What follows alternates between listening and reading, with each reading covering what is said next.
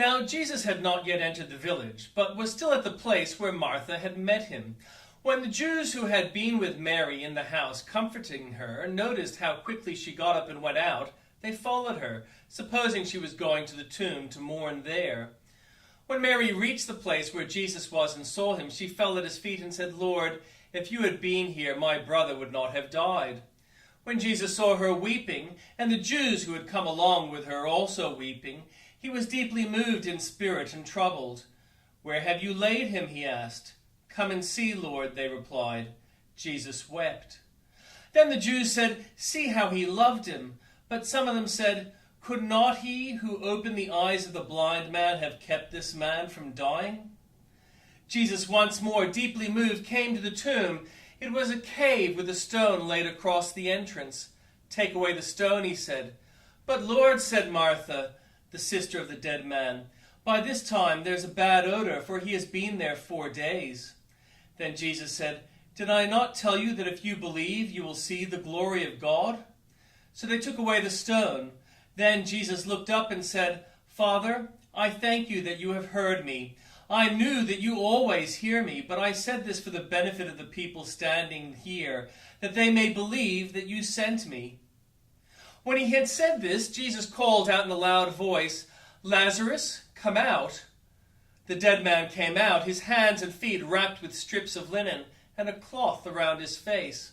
Jesus said to them, "Take off the grave clothes and let him go." Therefore many of the Jews who had come to visit Mary and had seen what Jesus did believed in him. But some of them went to the Pharisees and told them what Jesus had done. Then the chief priests and the Pharisees called a meeting of the Sanhedrin.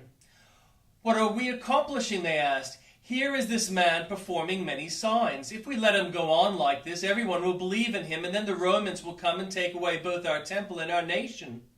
Then one of them, named Caiaphas, who was high priest that year, spoke up, "You know nothing at all. You do not realize that it is better for you that one man die for the people than that the whole nation perish." He did not say this on his own, but as high priest that year he prophesied that Jesus would die for the Jewish nation, and not only for the nation but also for the scattered children of God, to bring them together and make them one, so that from that day on they plotted to take his life. Therefore Jesus no longer moved about publicly among the people of Judea. Instead, he withdrew to a region near the wilderness, to a village called Ephraim, where he stayed with his disciples. When it was almost time for the Jewish Passover, many went up from the country to Jerusalem for their ceremonial cleansing before the Passover. They kept looking for Jesus, and as they stood in the temple courts, they asked one another, "What do you think? Isn't he coming to the festival at all?" But the chief priests and the Pharisees had given orders that anyone who found out where Jesus was should report it so that they might arrest him. And the Old Testament reading. Rehoboam went to Shechem, for all Israel had gone there to make him king. When Jeroboam, son of Nebat, heard this, he was in Egypt, where he had fled from King Solomon. He returned from Egypt, so they sent for Jeroboam, and he and all Israel went to Rehoboam and said to him, "Your father put a heavy yoke on us, but now lighten the harsh labor and the heavy yoke he put on us, and we will serve you." Rehoboam answered, "Come back to me in 3 days." So the people went away. Then King Rehoboam consulted the elders who had served his father Solomon during his lifetime. "How would you advise me to answer these people?" he asked. They replied, "If you will be kind to these people and please them and give them a favorable answer, they will always be your servants." But Rehoboam rejected the advice the elders gave him and consulted the young men who had grown up with him and were serving him. He asked them, "What is your advice? How should we answer these people who say to me, 'Lighten the yoke your father put on us'?" The young men who had grown up with him replied, "The people have said to you, 'Your father put a heavy yoke on us, but make our yoke lighter.' Now tell them, 'My little finger is thicker than my father's waist. My father laid on you a heavy yoke. I will make it even heavier. My father scourged you with whips. I will scourge you with scorpions." 3 days later, Jeroboam and all the people returned to Rehoboam.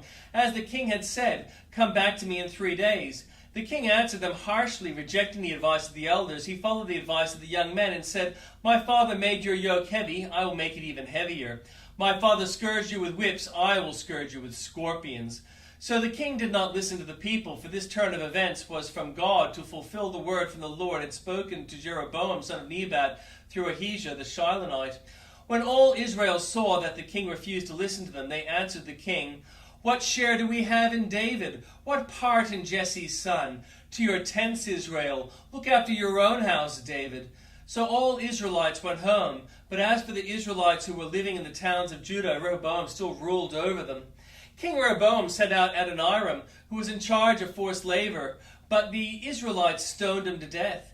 King Rehoboam, however, managed to get into his chariot and escape to Jerusalem. So Israel had been in rebellion against the house of David to this day.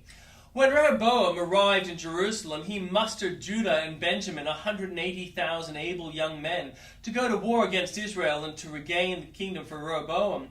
But this word of the Lord came to Shemaiah, the man of God. "Say to Rehoboam, son of Solomon, king of Judah, and to all Israel in Judah and Benjamin, this is what the Lord says. Do not go up to fight against your fellow Israelites. Go home, every one of you, for this is my doing." So they obeyed the word of the Lord and turned back from marching against Jeroboam. Rehoboam lived in Jerusalem and built up towns for defense in Judah: Bethlehem, Etam, Tekoa, Beth-zur, Soko, Adullam, Gath, Maranash, Ziph, Adoraim, Lachish, Azekah, Zorah, Aijalon, and Hebron. These were the fortified cities in Judah and Benjamin.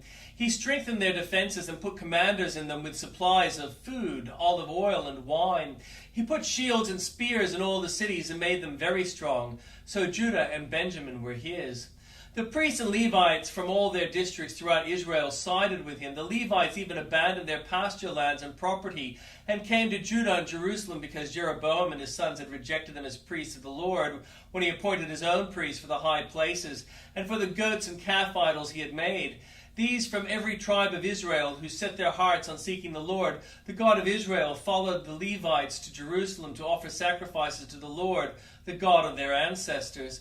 They strengthened the kingdom of Judah and supported Rehoboam, son of Solomon, 3 years, following the ways of David and Solomon during this time. Rehoboam married Mahalath, who was the daughter of David's son Jeremoth and Abihail, the daughter of Jesse's son Eliab. She bore him sons Jeush, Jeremiah, and Zaham. Then he married Maacah, daughter of Absalom, who bore him Abijah, Attai, Ziza, and Shelomith. Rehoboam loved Maacah, daughter of Absalom, more than any of his other wives and concubines. In all, he had 18 wives and 60 concubines, 28 sons and 60 daughters. Rehoboam appointed Abijah, son of Maacah, as crown prince among his brothers in order to make him king. He acted wisely, dispersing some of his sons throughout the districts of Judah and Benjamin. And to all the fortified cities he gave them abundant provisions and took many wives for them. After Rehoboam's position as king was established and he had become strong, he and all Israel with him abandoned the law of the Lord, because they had been unfaithful to the Lord. Shishak, king of Egypt, attacked Jerusalem in the 5th year of King Rehoboam, with 1,200 chariots and 60,000 horsemen, and the innumerable troops of Libyans, Sukkites, and Cushites that came with him from Egypt. He captured the fortified cities of Judah, and he came as far as Jerusalem. Then the prophet Shemaiah came to Rehoboam and to the leaders of Judah who had assembled in Jerusalem for fear of Shishak, and he said to them, "This is what the Lord says. You have abandoned me, therefore I now abandon you to Shishak."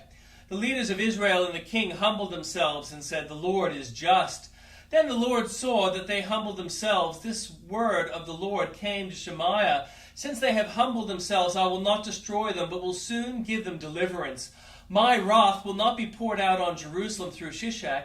They will, however, become subject to him, so that they may learn the difference between serving me and serving the kings of other lands."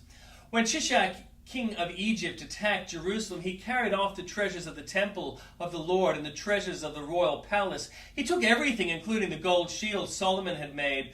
So King Rehoboam made bronze shields to replace them and assigned these to the commanders of the guard on duty at the entrance to the royal palace. Whenever the king went to the Lord's temple, the guards went with him bearing the shields, and afterwards they returned them to the guard room. Because Rehoboam humbled himself, the Lord's anger was turned from him, and he was not totally destroyed. Indeed, there was some good in Judah. King Rehoboam established himself firmly in Jerusalem and continued as king. He was 41 years old when he became king, and he reigned 17 years in Jerusalem, the city the Lord had chosen out of all the tribes of Israel in which to put his name. His mother's name was Naamah. She was an Ammonite. He did evil because he had not set his heart on seeking the Lord. As for the events of Rehoboam's reign from the beginning to the end, are they not written in the records of Shemaiah the prophet and of Iddo the seer that deal with genealogies? There was continual warfare between Rehoboam and Jeroboam. Rehoboam rested with his ancestors, was buried in the city of David, and Abijah his son succeeded him as king.